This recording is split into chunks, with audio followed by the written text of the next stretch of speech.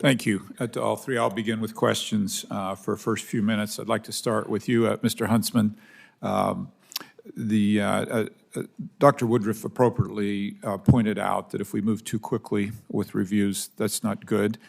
And yet, you and I both know that during the last administration, the EPA met their statutory responsibility exactly 0% of the time for chemical approvals. And so I'm curious from your perspective, if we had a better process, if we had a process that yielded the right result, how do you feel like that could better impact public health, innovation, and at the same time rein in our bad actors? Well, thank you very much. Thank you very much, and I appreciate the comments made by both of the witnesses that are before us here today. I'm not sure that there's a whole lot of disagreement here. We do need to have a well-regulated environment, and the vast majority of new chemistry development is developing to replace past formulations and past applications to make things lighter and stronger. The reason why Boeing is able to make planes that can fly nearly halfway around the world nonstop is because they're lighter, they're more fuel efficient, they're safer, they're better built, lower maintenance than they were just 15 or 20 years ago. This is all about innovation and about speed.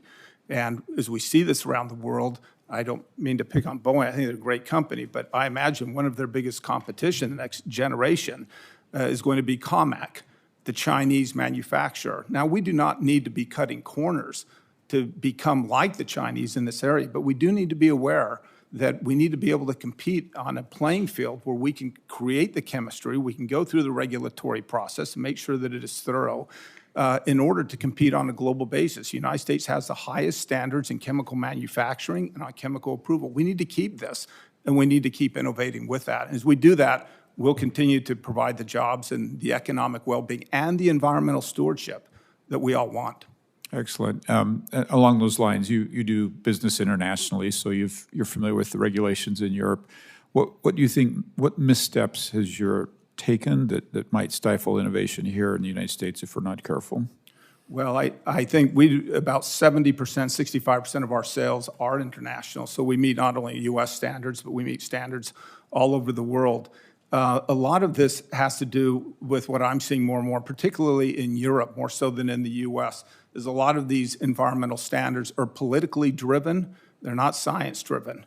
You'll see particular countries that will retaliate against a particular company or against a particular application, seemingly purely for political purposes because a facility was to shut down or vacate that country. So I think the worst of all worlds is when we start to see politics interfere with sound science.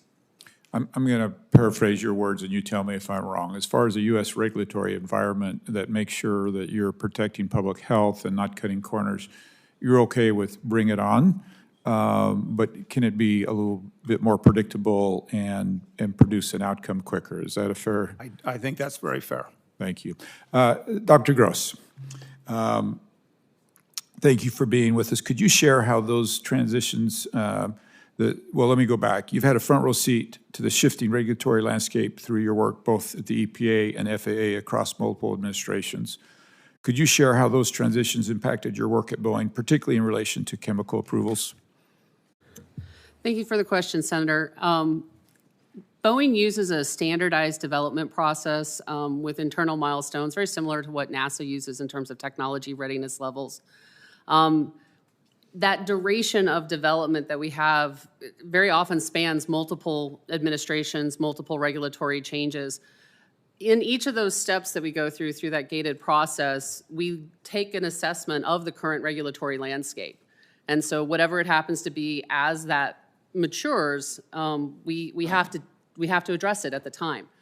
And so the challenge that a company like Boeing has, where we have these very long development timelines, is that at the beginning of a project and at the middle of the project, we may see those changes come up from the regulatory environment, from the changes in administration.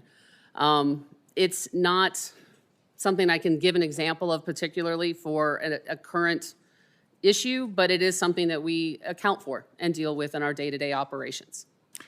How did the approach to reviewing new chemicals evolve over time? And what lessons should we draw from those shifts to create a more durable, consistent regulatory framework? Thank you for the question, Senator. Part of the challenge, like I mentioned in my testimony, for companies like Boeing is that we don't hold the responsibility for the application for a new chemical or for the extended use. We rely on our supply base. And so it almost becomes this game of telephone. And so sometimes the visibility of where a chemical is in the process, or if there's a bottleneck or a hangup, it's not always visible to us in our own development cycle. And so that mismatch between what's going on from a regulatory standpoint and our development cycle is where we end up making those hard decisions about not to move forward, say, with a new innovative chemical. And so that's where that increased visibility or increased understanding of the process would definitely help downstream users like Boeing.